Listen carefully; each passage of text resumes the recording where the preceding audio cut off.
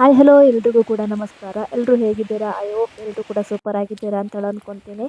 Malenadu local LOX ಚಾನಲ್ಗೆ ನಿಮಗೆಲ್ಲರಿಗೂ ಸ್ವಾಗತ ಮಾಡ್ತಾ ಇವತ್ತಿನ ವಿಡಿಯೋ ಸ್ಟಾರ್ಟ್ ಮಾಡುವ. ವಿಡಿಯೋನ ಸ್ಟಾರ್ಟ್ ಮಾಡೋಕ್ಕಿಂತ ಮುಂಚೆ ಎಲ್ರಿಗೂ ಒಂದು ರಿಕ್ವೆಸ್ಟ್, ನನ್ನ ಚಾನಲ್ನ ಸಬ್ಸ್ಕ್ರೈಬ್ ಮಾಡದೆ ಯಾರಾದರೂ ಮೊದಲನೇ ಸಲ ವಿಡಿಯೋ ನೋಡ್ತಾ ಇದ್ದರೆ ಪ್ಲೀಸ್ ಸಬ್ಸ್ಕ್ರೈಬ್ ಮಾಡ್ಕೊಂಡು ನೋಡಿ. ಹಾಗೆ ಪಕ್ಕದಲ್ಲಿ ಕಾಣಿರುವಂತಹ ಬೆಲ್ ಐಕಾನ್ ಒತ್ತಿ ನಾನು ಹಾಕುವಂಥ ವಿಡಿಯೋಸ್ ನೋಟಿಫಿಕೇಶನ್ ನಿಮಗೆ ಮೊದಲು ಬರುತ್ತೆ. ಇವತ್ತಿನ ವಿಡಿಯೋದಲ್ಲಿ ಅಮಟೆಕಾಯಿನ ಉಪ್ಪಿಗೆ ಹೇಗೆ ಹಾಕೋದು ಅಂತ ಹೇಳ್ಬಿಟ್ಟು ತಿಳಿಸ್ಕೊಡ್ತೀನಿ. ಹಾಗೆ ಮಾವಿನ ಮಿಡಿಯಿಂದ ಉಪ್ಪಿನಕಾಯಿನ ಹೇಗೆ ಮಾಡ್ತೀನಿ ಅಂತ ಹೇಳಿ ತಿಳಿಸ್ಕೊಡ್ತಾ ಇದ್ದೀನಿ ಈ ವಿಡಿಯೋದಲ್ಲಿ. ಇಲ್ಲಿ ಅಮಟೆಕಾಯಿನ ಕೊಯ್ತಾ ಇದ್ದೀನಿ, ನೆಲಕ್ಕೆ ಬೀಳಬಾರ್ದು ಅಂತ ಹೇಳಿ ಅಮಟೆಕಾಯಿ ಕೊಯ್ಲಿಕ್ಕೆ ದೊಡ್ಡದಾಗಿ ಸರ್ಕಸ್ ಮಾಡ್ತಾ ಇದ್ದೀನಿ. ಕೆಳಗಡೆ ಬಿದ್ದು ಬಿಟ್ರೆ ಪೆಟ್ಟಾಗುತ್ತೆ ಅಂತ ಹೇಳ್ಬಿಟ್ಟು. ಇದು ಸಿಹಿ ಅಮಟೆಕಾಯಿ ಅಲ್ಲ, ಹುಳಿ ಅಮಟೆಕಾಯಿ. ಅಮಟೆಕಾಯಿ ಆಗಿರ್ಲಿ ಏನೇ ಆಗಿರ್ಲಿ ಎಲ್ಲನೂ ಕೂಡ ಉಪ್ಪಿಗೆ ಹಾಕಿರ್ಬೇಕು ಅಥವಾ ಉಪ್ಪಿನಕಾಯಿ ಮಾಡಬೇಕು ಅಂತಂದ್ರೆ ಕರೆಕ್ಟಾಗಿ ಬೆಳೆದಾಗಲೇ ಮಾತ್ರ ಉಪ್ಪಿಗೆ ಹಾಕಿದ್ರೆ ಅಥವಾ ಉಪ್ಪಿನಕಾಯಿ ಮಾಡಿದ್ರೆ ಚೆನ್ನಾಗಾಗುತ್ತೆ. ಎಷ್ಟು ಫುಲ್ ಬೆಳೆದಿದ ತಕ್ಷಣ ಮಾಡಿದ್ರೆ ಚೆನ್ನಾಗಲ್ಲ. ಇದು ನೋಡ್ಬೋದು ಎಷ್ಟು ಕರೆಕ್ಟಾಗಿ ಬೆಳೆದಿದೆ ಅಂತ ಹೇಳ್ಬಿಟ್ಟು. ಅಮಟೆಕಾಯಿ ಮರ ಸ್ವಲ್ಪ ಹೈಟ್ ಆಗಿ ಬೆಳೆದ್ಬಿಟ್ಟಿದೆ, ಅದಕ್ಕೆ ಕೊಕ್ಕೆನೂ ಸರಿಯಾಗಿ ಮುಡ್ತಾ ಇಲ್ಲ, ತೆಗಿಲಿಕ್ಕೂ ಸ್ವಲ್ಪ ಕಷ್ಟ ಆಗ್ತಿದೆ. ಮರ ಹತ್ತಿ ತೆಗೆಯುವಂತಂದ್ರೆ ಮರನೂ ಸ್ವಲ್ಪ ಸ್ಮೂತ್ ಆಗಿರುವಂಥ ಮರ, ಮುರಿದೋಗೋ ಚಾನ್ಸಸ್ ಜಾಸ್ತಿ ಇರುತ್ತೆ. ಅದಕ್ಕೆ ಕೊಕ್ಕೆಯಿಂದನೇ ತೆಗೆದ್ಬಿಟ್ಟು ಸರ್ಕಸ್ ಮಾಡ್ತಾ ಇದ್ದೀನಿ. ಮಳೆನೂ ಕೂಡ ಚಿಕ್ಕದಾಗಿ ಬೀಳ್ತಾ ಇದೆ. ಆದ್ರೂ ಕೂಡ ನೆಕ್ಸ್ಟ್ ಒಂದು 2 ಡೇಸ್ ಅಂತಂದ್ರೆ ಮತ್ತೆ ಅಮಟೆಕಾಯಿನ ಜಾಸ್ತಿ ಬೆಳೆದ್ಬಿಟ್ರೆ ಉಪ್ಪಿಗೆ ಹಾಕ್ಲಿಕ್ಕೆ ಆಗೋದಿಲ್ಲ ಅಂತ ಹೇಳ್ಬಿಟ್ಟು ನಾನೇ ಕೊಕ್ಕೆ ತಗೊಂಡು ದೊಡ್ಡ ಸರ್ಕಸ್ ಮಾಡ್ಕೊಂಡು ಅಮಟೆಕಾಯಿನ ತೆಗಿತಾ ಇದ್ದೀನಿ. ಅಮಟೆಕಾಯಿನ ಫುಲ್ ದೊಡ್ಡ ಆಗಿದ ತಕ್ಷಣ ಮತ್ತೆ ಉಪ್ಪಿಗೆ ಹಾಕಿದ್ರು ಕೂಡ ಅದು ಚೆನ್ನಾಗಿ ಹಾಕಿರೋದಿಲ್ಲ. ಗೊರಟೆನ ಸ್ವಲ್ಪ ಗಟ್ಟಿ ಆದ್ರೆ ಸಾಕು, ಉಪ್ಪಿಗೆ ಹಾಕಿದ್ರು ಕೂಡ ಕೊಳ್ತೋಗ್ಬಿಡುತ್ತೆ. ಅದಕ್ಕೆ ಕರೆಕ್ಟಾಗಿ ಬೆಳೆದಿದ ತಕ್ಷಣ ಅಂದ್ರೆ ಒಳಗಡೆ ಗಟ್ಟಿ ಆಗಬಾರ್ದು, ಅಂದ್ರೆ ಗಟ್ಟಿ ಆಗಬಾರ್ದು. ಆವಾಗಲಿಂದ ಕೂಡ ಉಪ್ಪಿಗೆ ಹಾಕಿಟ್ಕೊಂಡ್ರೆ ಚೆನ್ನಾಗಾಗುತ್ತೆ. ಉಪ್ಪಿನಕಾಯಿ ಮಾಡ್ಲಿಕ್ಕೂ ಕೂಡ ಚೆನ್ನಾಗಾಗುತ್ತೆ ಆವಾಗಲಿಂದ ಆವಾಗ.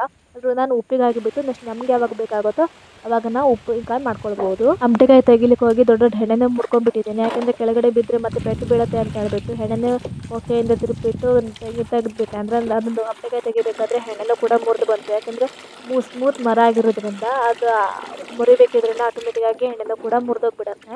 ಬುಟ್ಟೆಯಲ್ಲಿ ಹಾಕಿ ಅಮಟೆಕಾಯಿನ ಕ್ಲೀನಾಗಿ ತೊಳ್ಕೊಂಡಿದ್ದೀನಿ. ತೊಟ್ಟೆ ನೀರತ್ತಲ್ವ ಅದನ್ನೆಲ್ಲ ಕರೆಕ್ಟಾಗಿ ಮುರಿದ್ಬಿಟ್ಟು ಕರೆಕ್ಟಾಗಿ ತೊಳ್ಕೊಂಡಿದ್ದೀನಿ. ಆ ನೀರು ಯಾವುದು ಇರಬಾರ್ದು ಉಪ್ಪಿಗೆ ಹಾಕಬೇಕು ಅಂತಂದರೆ. ನೀರೆಲ್ಲ ಒಣಗ್ಲಿಕ್ಕೆ ಒಂದು ಪಾತ್ರೆಯಲ್ಲಿ ಹಾಕ್ಕೊಂಡಿದ್ದೀನಿ. ಒಂದು 50ರಿಂದ 60 ಅಮಟೆಕಾಯಿ ಇದೆ. ಜಾಸ್ತಿ ತೆಗಿಲಿಕ್ಕೆ ಹೋಗಿಲ್ಲ, ಬೇರೆದೆಲ್ಲ ಮತ್ತೆ ಹುಳಿಯಾಗಿರುವಂಥ ಐಟಮ್ ನಮ್ಮನೇಲಿ ತುಂಬ ಇರೋದ್ರಿಂದ ಅಮಟೆಕಾಯಿನ ಒಂದು ಸ್ವಲ್ಪನೇ ಮಾತ್ರ ಹಾಕುವ ಅಂತ ಹೇಳ್ಬಿಟ್ಟು 50ರಿಂದ 60 ಅಮಟೆಕಾಯಿ ತೊಗೊಂಡಿದ್ದೀನಿ. ಅದನ್ನು ಕರೆಕ್ಟಾಗಿ ತೊಟ್ಟನ್ನೆಲ್ಲ ಕರೆಕ್ಟಾಗಿ ಮುರಿದ್ಬಿಟ್ಟು ಉಪ್ಪಿಗೆ ಹಾಕುವ ಅಂತ ರೆಡಿ ಮಾಡಿ ಇಟ್ಕೊಂಡಿದ್ದೀನಿ. ಕರೆಕ್ಟಾಗಿ ನೀರು ಇರಬಾರ್ದು, ಅಮಟೆಕಾಯಿನೂ ಕರೆಕ್ಟಾಗಿ ಒಣಗಬೇಕು. ಹಾಗೆ ಉಪ್ಪಿಗೆ ಹಾಕುವಂಥ ಪಾತ್ರೆಗೂ ಕೂಡ ಯಾವುದೇ ರೀತಿಯಾದಂಥ ನೀರು ಇರಬಾರ್ದು. ಕೈನೂ ಕೂಡ ಕರೆಕ್ಟಾಗಿ ತೊಳ್ಕೊಂಡಿರಬೇಕು, ಅಂದರೆ ಕೈಗೂ ಕೂಡ ಯಾವುದೇ ರೀತಿಯಾದಂಥ ನೀರಿನ ಅಂಶ ಇರಲೇಬಾರ್ದು. ಸೊ ನಮ್ಗೆ ಎಷ್ಟು ಬೇಕಾಗುತ್ತೋ ಅಷ್ಟನ್ನು ಉಪ್ಪನ್ನ ಅಡಿಗೆ ಹಾಕ್ಕೊಂಡ್ರೆ ಆಯಿತು. ನೆಕ್ಸ್ಟ್ ಅಮಟೆಕಾಯಿನ ಸ್ವಲ್ಪ ಅಮಟೆಕಾಯಿ ಇರೋದ್ರಿಂದ ಅಷ್ಟು ಅಮಟೆಕಾಯಿನ ಹಾಕಿಬಿಟ್ಟು ಮೇಲ್ಗಡೆಯಿಂದ ಉಪ್ಪನ್ನು ಹಾಕ್ತಾ ಇದ್ದೀನಿ. ಯಾಕೆಂದರೆ ನೀರು ಅಷ್ಟು ಉಪ್ಪಿಗೆ ನೀರು ಬಿಡುತ್ತಲ್ವ ಅದನ್ನು ಕರೆಕ್ಟಾಗಿ ಅಮಟೆಕಾಯಿ ಮುಳುಗುವಷ್ಟು ಉಪ್ಪು ಹಾಕಿದ್ರೆ ಸಾಕಾಗಿರುತ್ತೆ. ಅಷ್ಟನ್ನು ಉಪ್ಪಿಗೆ ಹಾಕಿದ್ರೆ ಜಾಸ್ತಿ ಉಪ್ಪು ಹಾಕಿದ್ರೂ ಕೂಡ ಉಪ್ಪಿನಕಾಯಿ ಮಾಡಿದಾಗ ಉಪ್ಪೇ ಜಾಸ್ತಿ ತಾಗಿಬಿಡುತ್ತೆ. ಅದಕ್ಕೆ ಎಷ್ಟು ಬೇಕಾಗುತ್ತೋ ಅಷ್ಟನ್ನು ನೋಡಿಬಿಟ್ಟು ನಾವು ಉಪ್ಪನ್ನು ಹಾಕಿದರೆ ಸಾಕು. ನೆಕ್ಸ್ಟ್ ಒಂದು 8 ದಿನ ಬಿಟ್ಟು ಓಪನ್ ಮಾಡಿ ನೋಡಿದಾಗ ಗೊತ್ತಾಗುತ್ತೆ ಉಪ್ಪು ಸಾಕಾಗುತ್ತಾ ಸಾಕಾಗಿಲ್ಲ ಅಂತ ಹೇಳ್ಬಿಟ್ಟು. ನೀರು ಎಷ್ಟು ಬೀಳುತ್ತೆ ಅನ್ನೋದು ಗೊತ್ತಾಗುತ್ತಲ್ಲ, ಅಷ್ಟು ಅಮಟೆಕಾಯಿನ ಮುಳುಗಿದ್ರೆ ಅಷ್ಟು ಉಪ್ಪಿಗೆ ಸಾಕಾಗಿಬಿಡುತ್ತೆ. ಇವಾಗ ಇದು ಮಾವಿನ ಮಿಡಿ ಉಪ್ಪಿನಕಾಯಿ ಹೇಗೆ ಮಾಡೋದು ಅಂತ ಹೇಳಿ ನೋಡುವ. ಇದು ಮಾವಿನ ಮುಡಿ 2 ವರ್ಷದ ಹಿಂದೆನೇ ನಾವು ಉಪ್ಪಿಗೆ ಹಾಕಿಟ್ಟಿರುವಂಥದ್ದು.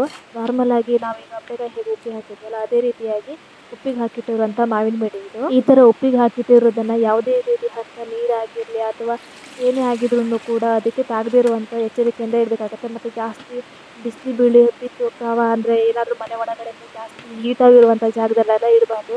ಇದನ್ನು ಇಡಬೇಕಂದ್ರೆ ತುಂಬ ಸೇಫಾಗಿ ಇಡುವಂಥ ಜಾಗದಲ್ಲಿ ಇಟ್ಟರೆ ಚೆನ್ನಾಗಿರುತ್ತೆ. ಒಂದು 2 ವರ್ಷ ಆದ್ರೂ ಕೂಡ ಹಾಳಾಗೋದಿಲ್ಲ. ಇದು 2 ವರ್ಷ ಹಿಂದೆ ಉಪ್ಪಿಗೆ ಹಾಕಿಟ್ಟಿರುವಂಥ ಮಾವಿನ ಮಿಡಿ ಇದು. ಮಾವಿನ ಮಿಡಿ ಕೆಲವೊಂದಷ್ಟು ಮೆದು ಆಗಿಬಿಟ್ಟಿದೆ. ಯಾಕೆಂದರೆ ಮೇಲ್ಗಡೆ ಓಪನ್ ಮಾಡಿದಾಗ ನೋಡಿರ್ಬೋದು ನೀವು, ಮೇಲ್ಗಡೆ ಪೂರ್ತಿಯಾಗಿ ಉಪ್ಪಿನ ನೀರು ಬಂದಿರಲಿಲ್ಲಾಗಿತ್ತು. ಅದಷ್ಟನ್ನು ಮೆದು ಆಗಿಬಿಟ್ಟಿದೆ. ಅದನ್ನಷ್ಟು ಸಪ್ರೇಟ್ ಮಾಡಿಬಿಟ್ಟು ಗಟ್ಟಿಯಾಗಿರುವಂಥ ಮಾವಿನ ಮಿಡಿನ ಸಪ್ರೇಟ್ ಇಟ್ಟು ಅದ್ರದ್ದಷ್ಟೇ ಉಪ್ಪಿನಕಾಯಿ ಮಾಡುವ ಅಂತ ಹೇಳಿ ಇದು ಮೆದುವಾಗಿರುವಂಥ ಮಾವಿನ ಮಿಡಿ ಏನಿದೆ ಅಲ್ಲ ಅದನ್ನು ಸಪ್ರೇಟ್ ಮಾಡ್ತಾ ಇದ್ದೀನಿ. ಮೆದುವಾಗಿರುವಂಥ ಮಾವಿನ ಮಿಡಿ ಹಾಳಾಗಿದೆ ಅಂತ ಹೇಳಲ್ಲ, ಉಪ್ಪಿನಕಾಯಿ ಮಾಡಿದ್ರೆ ಅದು ಮತ್ತೆ ಅಷ್ಟು ಕರ್ಗೋಗುತ್ತೆ ಮಿಕ್ಸ್ ಮಾಡಬೇಕಿದ್ರೆ ಮಸಾಲೆ ಜೊತೆ ಅಂತ ಹೇಳ್ಬಿಟ್ಟು ಸಪ್ರೇಟ್ ಮಾಡುವ ಅಂತ ಹೇಳ್ಬಿಟ್ಟು ಸಪ್ರೇಟಾಗಿ ಮಾಡಿಬಿಟ್ಟು ಗಟ್ಟಿಯಾಗಿರೋದಂತ ಅಷ್ಟೇ ಉಪ್ಪಿನಕಾಯಿ ಮಾಡುವ ಅಂತ ಹೇಳಿ. ಇದು ಉಪ್ಪು ನೀರು ಮಾವಿನ ಮಿಡಿ ಹಾಕಿ ಮಿಕ್ಸ್ ಮಾಡಿದ್ವಲ್ಲ ಅದೇ ಉಪ್ಪು ನೀರನ್ನು ಕಾಳಿಸ್ಕೊತಾ ಇದ್ದೀನಿ. ಇದೇ ಉಪ್ಪು ನೀರಿಂದ ಉಪ್ಪಿನಕಾಯಿ ಮಾಡೋದು ಅಂತ ಹೇಳ್ಬಿಟ್ಟು ಬೇರೆ ನೀರು ಯಾವುದು ಸಪ್ರೇಟಾಗಿ ಹಾಕ್ತಾ ಇಲ್ಲ. ಈ ಉಪ್ಪು ನೀರಿಂದನೇ ಉಪ್ಪಿನಕಾಯಿ ಮಾಡಿದ್ರೆ ತುಂಬ ದಿನ ಇಟ್ಟರು ಕೂಡ ಉಪ್ಪಿನಕಾಯಿ ಹಾಳಾಗೋದಿಲ್ಲ. ನಾರ್ಮಲ್ ಆಗಿ ನೀರು ಅಥವಾ ಬಿಸಿನೀರು ಏನಾದರೂ ಹಾಕಿಬಿಟ್ರೆ ಮೇಲ್ಗಡೆಯಿಂದ ವೈಟ್ ಕಲರಿಂದ ಬೂರ್ಸ್ ಥರ ಬಂದಿರುತ್ತೆ. ಹಾಗಾಗಿ ಉಪ್ಪಿನ ನೀರಿಂದ ಹಾಕೋದ್ರಿಂದ ಆ ರೀತಿ ಏನೂ ಆಗೋದಿಲ್ಲ ಅಂತ ಹೇಳ್ಬಿಟ್ಟು ನಾವು ಉಪ್ಪಿಗೆ ಮಿಡಿ ಹಾಕಿದ್ವಲ್ಲ ಅದೇ ಉಪ್ಪು ನೀರನ್ನು ನಾನು ಕಾಳಿಸ್ಕೊಂಡು ಇಟ್ಟಿರೋದು, ಬೇರೆ ಯಾವುದೂ ಅಲ್ಲ. ಸಪ್ರೇಟಾಗಿ ನಾವು ಉಪ್ಪು ನೀರು ಮಾಡ್ಕೊಂಡಿರೋದಲ್ಲ, ಉಪ್ಪಿ ಹಾಕಿರುವಂಥ ನೀರನ್ನೇ ಕಾಳಿಸ್ಕೊಂಡು ಇಟ್ಟಿರೋದು. ಮಾವಿನ ಮಿಡಿನ ಕಟ್ ಮಾಡ್ಕೊತಾ ಇದ್ದೀನಿ. ಕಟ್ ಮಾಡಿದ್ರೆ ಒಳಗಡೆ ವೈಟ್ ಕಲರಿಂದ ಕಟ್ತಾ ಇರುತ್ತಲ್ವ ಅದನ್ನು ಸಪ್ರೇಟ್ ಮಾಡಿ ತೆಗೆದಿಟ್ಕೊತಾ ಇದ್ದೀನಿ. ಅದನ್ನೆಲ್ಲ ಚಿಕ್ಕದಾಗಿ ಚೂರು ಮಾಡ್ತಾ ಇದ್ದೀನಿ. ಅಂದರೆ ಸ್ವಲ್ಪ ಮೀಡಿಯಮ್ ಸೈಜಿಂದಾಗಿ ಕರೆಕ್ಟಾಗಿ ಕಟ್ ಮಾಡ್ಕೊತಾ ಇದ್ದೀನಿ. ಉಪ್ಪು ಮತ್ತು ಮಾವಿನ ಮಿಡಿ ಆಗಿರಲಿ ಅಮಟೆಕಾಯಿ ಆಗಿರಲಿ ನಾರ್ಮಲ್ ಆಗಿ ಉಪ್ಪಿಗೆ ಹಾಕಿಟ್ಕೊಂಡ್ರೆ ನಮ್ಗೆ ಯಾವಾಗ ಬೇಕಾಗುತ್ತೋ ಆವಾಗ ನಾವು ಉಪ್ಪಿನಕಾಯಿ ನಮ್ಗೆ ಯಾವ ರೀತಿ ಬೇಕಾಗುತ್ತೋ ಆ ರೀತಿಯೂ ಉಪ್ಪಿನಕಾಯಿ ಮಾಡ್ಕೊಳ್ಬೋದು. ಒಂದೊಂದು ಸತಿ ನಾವು ಒಂದೊಂದು ಥರವಾಗಿ ಉಪ್ಪಿನಕಾಯಿ ಮಸಾಲೆನ ತೆಗೆದ್ಬಿಟ್ಟು ಫ್ರೈನ ಮಾಡ್ತಾ ಇರ್ಬೋದು. ಹಬ್ಬದ ಹರಿದಿನ ಆದ ತಕ್ಷಣ ನಮಗೆ ಎಷ್ಟು ಬೇಕಾಗುತ್ತೋ ಅಷ್ಟನ್ನು ಉಪ್ಪಿನಕಾಯಿನ ಸ್ವಲ್ಪ ಬೇಕಾದರೆ ಸ್ವಲ್ಪ, ಜಾಸ್ತಿ ಬೇಕಿದ್ರೆ ಜಾಸ್ತಿ ಉಪ್ಪಿನಕಾಯಿನ ಮಾಡ್ಕೊಳ್ಬೋದು ನಾವು. ಈ ಥರ ನಾವು ಉಪ್ಪಿಗೆ ಮಾವಿನ ಮಿಡಿ ಆಗಿರಲಿ, ಅಪ್ಟೆಕಾಯಿ ಆಗಿರಲಿ, ಲಿಂಬು ಆಗಿರಲಿ, ಏನನ್ನು ಬೇಕಾದ್ರೂ ಕೂಡ ನಾವು ಡೈರೆಕ್ಟಾಗಿ ಉಪ್ಪಿಗೆ ಈ ಥರ ಹಾಕಿಟ್ಕೊಂಡ್ರೆ ನಮಗೆ 5 ನಿಮಿಷದಲ್ಲಿ ನಾವು ಉಪ್ಪಿನಕಾಯಿನ ರೆಡಿ ಮಾಡ್ಕೊಳ್ಬೋದು. ಅಷ್ಟೊಂದು ಕೂಡ ಮಾವಿನ ಮಿಡಿನ ಫುಲ್ಲಾಗಿ ಕಟ್ ಮಾಡ್ಕೊಂಡಿದ್ದೀನಿ. ಇಲ್ಲಿ ನೋಡ್ಬೋದು ಎಷ್ಟು ದೊಡ್ಡ ದೊಡ್ಡ ಪೀಸ್ಗಳನ್ನಾಗಿ ಮಾಡ್ಕೊಂಡಿದ್ದೀನಿ ನಾನು. ಸ್ವಲ್ಪ ಮೀಡಿಯಮ್ ಸೈಜು ಈ ಥರ ಮಾಡಿ ಕಟ್ ಮಾಡ್ಕೊಂಡಿದ್ದೀನಿ. ಈಗ ಉಪ್ಪಿನಕಾಯಿ ಮಾಡಲಿಕ್ಕೆ ಮಸಾಲೆ ರೆಡಿ ಮಾಡಬೇಕು.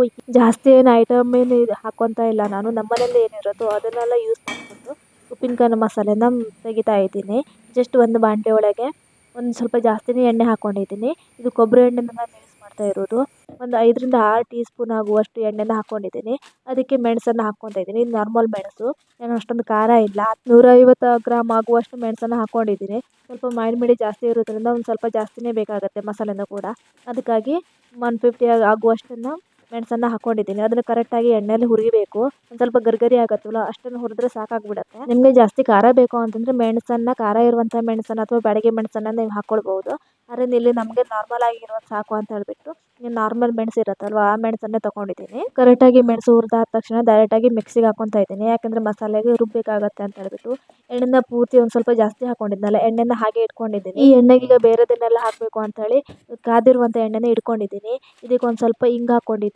1-4 ಕಾಳು ಮೆಣಸು, 4 ಲವಂಗ, 4 ಜುಮ್ಮನ್ಕಾಯಿ ಇಷ್ಟನ್ನು ಹಾಕ್ಕೊಂಡಿದ್ದೀನಿ. ಇಷ್ಟನ್ನು ಹಾಕಿಬಿಟ್ಟು ಹುರಿತಾ ಇದ್ದೀನಿ. ಎಲ್ಲನೂ ಕೂಡ 4 ಕಾಳು ಹಾಕ್ಕೊಂಡಿದ್ದೀನಿ ನಾನು, ಜಾಸ್ತಿ ಏನು ಹಾಕ್ಕೊಂಡಿಲ್ಲ. ಸ್ವಲ್ಪ ಹುರಿದ್ರೆ ಸಾಕಾಗ್ಬಿಡುತ್ತೆ. ಸೊ ಅಷ್ಟು ಎಣ್ಣೆ ಮತ್ತು ಎಲ್ಲನೂ ಕೂಡ ಡೈರೆಕ್ಟಾಗಿ ಮಿಕ್ಸ್ ಒಳಗೆ ಹಾಕ್ಕೊಂಡಿದ್ದೀನಿ. ಈಗ ಮತ್ತೆ 2 ಟೀ ಸ್ಪೂನ್ ಆಗುವಷ್ಟು ಎಣ್ಣೆನ ಮತ್ತೆ ಬಾಣಲೆ ಒಳಗೆ ಹಾಕ್ಕೊತಾ ಇದ್ದೀನಿ. ಇದಕ್ಕೆ ನಾನು 4 ಟೀ ಸ್ಪೂನ್ ಆಗುವಷ್ಟು ಸಾಸಿವೆ ಹಾಕ್ಕೊತಾ ಇದ್ದೀನಿ. ಒಂದು ಸ್ವಲ್ಪ ಜಾಸ್ತಿನೇ ಸಾಸಿವೆ ಹಾಕ್ಕೊತಾ ಇದ್ದೀನಿ. ಒಂದು ಸ್ವಲ್ಪ ಕರಿಬೇವು ಹಾಕ್ಕೊತಾ ಇದ್ದೀನಿ ಮತ್ತು ಸ್ವಲ್ಪ ಅರಿಶಿಣನ ಹಾಕ್ಕೊತಾ ಇದ್ದೀನಿ. ಇದು ಮಸಾಲೆಗೆ ರುಬ್ಬೋಕೆ ಒಂದು ಸ್ವಲ್ಪ ಮತ್ತು ಡೈರೆಕ್ಟಾಗಿ ಮಿಕ್ಸ್ ಮಾಡಲಿಕ್ಕೆ ಒಂದು ಸ್ವಲ್ಪ ಅಂತ ಹೇಳ್ಕೊಂಡು ಸ್ವಲ್ಪ ಜಾಸ್ತಿನೇ ಸಾಸಿವೆ ಹಾಕ್ಕೊಂಡಿದ್ದೀನಿ. ಯಾಕೆಂದರೆ ಒಂದು ಸ್ವಲ್ಪ ಟೇಸ್ಟ್ ಬರಲಿ ಅಂತ ಹೇಳ್ಬಿಟ್ಟು ಸಾಸಿವೆ ಸ್ವಲ್ಪ ಜಾಸ್ತಿ ಹಾಕ್ಕೊಂಡಿದ್ದೀನಿ. ಹುರಿದಿರೋದನ್ನು 2 ಟೀ ಸ್ಪೂನ್ ಆಗುವಷ್ಟನ್ನ ಮಿಕ್ಸಿ ಜಾರಿಗೆ ಹಾಕ್ಕೊಂಡಿದ್ದೀನಿ. ಬಾಕಿದನ್ನೆಲ್ಲ ಡೈರೆಕ್ಟಾಗಿ ಮಿಕ್ಸ್ ಮಾಡಲಿಕ್ಕೆ ಇವಾಗ ಮಿಕ್ಸಿಗೆ ಹಾಕಿ ಕರೆಕ್ಟಾಗಿ ರುಬ್ಕೊತಾ ಇದ್ದೀನಿ. ಈ ಮಿಕ್ಸಿಗೆ ಹಾಕಬೇಕಾದ್ರೂ ಕೂಡ ನಾರ್ಮಲಾಗಿ ಯಾವುದೇ ರೀತಿಯಂಥ ವಾಟರ್ ಹಾಕ್ಕೊತಾ ಇಲ್ಲ. ನಾನು ಉಪ್ಪು ನೀರು ಇಟ್ಟಿದ್ನಲ್ಲ ಅದೇ ಉಪ್ಪು ನೀರಿಂದ ನಾನು ರುಬ್ಕೊತಾ ಇದ್ದೀನಿ. ಮತ್ತು ಎಣ್ಣೆ ಉಂಟಲ್ಲ, ಒಂದು ಸ್ವಲ್ಪ ಎಣ್ಣೆ ಮತ್ತು ಉಪ್ಪು ನೀರು ಹಾಕ್ಬಿಟ್ಟು ನಾನು ರುಬ್ಕೊತಾ ಇದ್ದೀನಿ. ಕರೆಕ್ಟಾಗಿ ರುಬ್ಕೊಳ್ಬೇಕು. ಮಸಾಲೆನೂ ಕೂಡ ಕರೆಕ್ಟಾಗಿ ನೈಸಾಗುವಷ್ಟು ರುಬ್ಕೊಂಡ್ರೆ ಆಯಿತು. ಸ್ವಲ್ಪ ದಪ್ಪನೇ ನಾನು ರುಬ್ಕೊಂಡಿದ್ದೀನಿ, ಯಾಕಂದರೆ ಜಾಸ್ತಿ ನೀರು ಹಾಕಿರಲಿಲ್ಲಾಗಿತ್ತು. ಇವಾಗ ಎಲ್ಲ ಮಸಾಲೆನೂ ಕೂಡ ಮಾವಿನ ಮಿಡಿಗೆ ಮಿಕ್ಸ್ ಮಾಡ್ಕೊಳ್ಳುವ. ಈಗ ಕರೆಕ್ಟಾಗಿ ನೀರು ಬೇಕಾದ್ರೂ ಕೂಡ ಉಪ್ಪು ನೀರು ಇಟ್ಕೊಂಡಿದ್ದೀನಲ್ಲ ಅದೇ ಉಪ್ಪು ನೀರು ಹಾಕಿಬಿಟ್ಟು ಮಿಕ್ಸ್ ಮಾಡಬೇಕಾಗತ್ತೆ. ಸೊ ಮಿಕ್ಸಿ ಜಾರಲ್ಲಿರುವಂಥ ಮಸಾಲೆ ಪದಾರ್ಥನ ಪೂರ್ತಿಯಾಗಿ ತೊಳೆದ್ಬಿಟ್ಟು, ಅಂದರೆ ಉಪ್ಪು ನೀರಿಂದನೇ ಹಾಕಿಬಿಟ್ಟು ತೊಳ್ಕೊತಾ ಇದ್ದೀನಿ. ಹಾಗೆ ಪಕ್ಕದಲ್ಲಿ ಸಾಸಿವೆ ಮತ್ತು ಅರಿಶಿಣ, ಕರಿಬೇವು 3ನ್ನ ಮಿಕ್ಸ್ ಮಾಡಿ ಹುರಿದಿಟ್ಕೊಂಡಿರೋದು ಉಂಟಲ್ಲ ಅದನ್ನು ಕೂಡ ಇದಕ್ಕೆ ಮಿಕ್ಸ್ ಮಾಡಿಕೊಂಡ್ರೆ ಆಯಿತು. ಯಾಕೆಂದರೆ ಸ್ವಲ್ಪ ಟೇಸ್ಟ್ ಬರಲಿ ಅಂತ ಹೇಳಿಬಿಟ್ಟು, ಅದ್ರ ಸ್ಮೆಲ್ಲು ಕರೆಕ್ಟಾಗಿ ಬಂದರೆ ಮಸಾಲೆನೂ ಕೂಡ ಚೆನ್ನಾಗಿ ಮಿಕ್ಸ್ ಆಗುತ್ತೆ ಅಂತ ಹೇಳಿಬಿಟ್ಟು ನೆಕ್ಸ್ಟ್ ಅದ್ರ ಮೇಲ್ಗಡೆಯಿಂದ ಹಾಕ್ಕೊತಾ ಇದ್ದೀನಿ ನಾನು. ಸೊ ಇದನ್ನೆಲ್ಲ ಕರೆಕ್ಟಾಗಿ ಎಲ್ಲನೂ ಸೇರಿಬಿಟ್ಟು ಕರೆಕ್ಟಾಗಿ ಮಿಕ್ಸ್ ಮಾಡ್ಕೊಳ್ಳೋ. ನಮ್ಗೆ ಯಾವ ರೀತಿ ಎಷ್ಟು ತೆಳು ಬೇಕಾಗುತ್ತೋ ಉಪ್ಪಿನಕಾಯಿಗೆ ಅಷ್ಟನ್ನು ನೀರು ಹಾಕಿಬಿಟ್ಟು ಕರೆಕ್ಟಾಗಿ ಮಿಕ್ಸ್ ಮಾಡಿಕೊಂಡ್ರೆ ಆಯಿತು. ತುಂಬ ಈಸಿಯಾಗಿ ಮನೆಯಲ್ಲೇ ಇರುವಂತಹ ವಸ್ತುಗಳನ್ನು ಬಳಸ್ಕೊಂಡು ಉಪ್ಪಿನಕಾಯಿನ ಮಾಡ್ಕೊಂಡಿದ್ದೀನಿ ನಾನು. ಸೊ ತುಂಬ ಈಸಿಯಾಗಿರುತ್ತೆ. ಒಂದು 5 ನಿಮಿಷದೊಳಗೆ ಈ ಉಪ್ಪಿನಕಾಯಿನ ರೆಡಿ ಮಾಡ್ಕೊಳ್ಬೋದು. ಮತ್ತು ನಾವು ಈ ಥರ ಮಾಡಿ ಉಪ್ಪಿಗೆ ಹಾಕಿಟ್ಟಿರುವಂತಹ ಉಪ್ಪಿನಕಾಯಿನ ಮಾಡಲಿಕ್ಕೆ ತುಂಬ ಈಸಿಯಾಗಿ ಬೀಳುತ್ತೆ. ನಮ್ಗೆ ಯಾವಾಗ ಬೇಕಾಗಿದ್ರೆ ಆವಾಗ ನಾವು ಉಪ್ಪಿನಕಾಯಿನ ರೆಡಿ ಮಾಡ್ಕೊಳ್ಬೋದು. ಮಸಾಲೆ ಮತ್ತು ಮಾವಿನ ಮಿಡಿಗೆ ಕರೆಕ್ಟಾಗಿ ಮಸಾಲೆ ಪೂರ್ತಿಯಾಗಿ ಕರೆಕ್ಟಾಗಿ ಮಿಕ್ಸ್ ಮಾಡ್ಕೊತಾ ಇದ್ದೀನಿ. ಕರೆಕ್ಟಾಗಿ ಸ್ಪೂನಿಂದ ಕರೆಕ್ಟಾಗಿ ಮಿಕ್ಸ್ ಮಾಡ್ಕೊಂಡಿದ್ದೀನಿ. ನೋಡ್ಬೋದು ಎಷ್ಟು ಕರೆಕ್ಟಾಗಿ ಮಿಕ್ಸ್ ಆಗಿದೆ ಅಂತ ಹೇಳ್ಬಿಟ್ಟು. ಉಪ್ಪಿನಕಾಯಿಗೆ ರೆಡಿ ಆಯಿತು. ಇವಾಗ ಡಬ್ಬದಲ್ಲಿ ಹಾಕಿಬಿಟ್ಟು ಆರಾಮಾಗಿ 1 ತಿಂಗಳು ಸಾಕಾಗುತ್ತೆ ನಮ್ಮ ಮನೆಗೆ.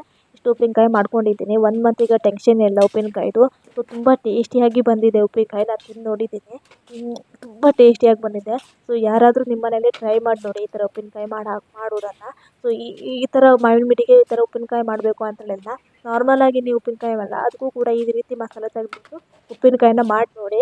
ಮಾವಿನ ಮಿಡಿನ ನಾವು ಯಾವ ರೀತಿ ಉಪ್ಪಿಗೆ ಹಾಕಿದ್ದೀವಿ ಅಂತ ಹೇಳ್ಬಿಟ್ಟು ನೆಕ್ಸ್ಟ್ ಸೀಸನ್ ಬಂದಾಗ ನಾವು ಮಾವಿನ ಮಿಡಿನ ಉಪ್ಪಿಗೆ ಹೇಗೆ ಹಾಕಿದ್ದೀವಿ ಅಂತೇಳಿ ತಿಳಿಸ್ಕೊಡ್ತೀನಿ. ಯಾಕೆಂದರೆ 2 ವರ್ಷ ಆದರೂ ಕೂಡ ಈ ಥರ ಉಪ್ಪಿಗೆ ಹಾಕಿಟ್ರೆ ಕೆಡುವುದಿಲ್ಲ. ಅದಕ್ಕಾಗಿಯೇ ಈ ಸಲ ಮಾವಿನ ಮಿಡಿ ಸೀಸನ್ ಬರುತ್ತಲ್ಲ ಆವಾಗ ಯಾವ ರೀತಿ ಹಾಕಿದ್ದೀವಿ ನಾವು ಉಪ್ಪಿಗೆ ಅಂತ ಹೇಳ್ಬಿಟ್ಟು ವಿಡಿಯೋ ಮಾಡಿ ನಿಮಗೆ ತಿಳಿಸ್ಕೊಡ್ತೀನಿ. ಸೊ ಈ ರೆಸಿಪಿ ಏನಾದರೂ ನಿಮಗೆ ಇಷ್ಟ ಆಯಿತು ಅಂತಂದರೆ ಲೈಕ್, ಶೇರ್, ಕಮೆಂಟ್ ಮಾಡೋದನ್ನು ಮರಿಬೇಡಿ. ಹಾಗೆ ನನ್ನ ಚಾನಲನ್ನು ಸಬ್ಸ್ಕ್ರೈಬ್ ಮಾಡದೆ ಯಾರಾದರೂ ವಿಡಿಯೋ ನೋಡ್ತಾ ಇದ್ದರೆ ಪ್ಲೀಸ್ ಸಬ್ಸ್ಕ್ರೈಬ್ ಮಾಡ್ಕೊಂಡು ನೋಡಿ. ಸೊ ಮುಂದಿನ ವಿಡಿಯೋ ಜೊತೆಗೆ ನಾನು ಮುಂದೆ ಸಿಗ್ತೀನಿ. ಅಲ್ಲಿ ತನಕ ಎಲ್ರಿಗೂ ಕೂಡ ಬಾಯ್.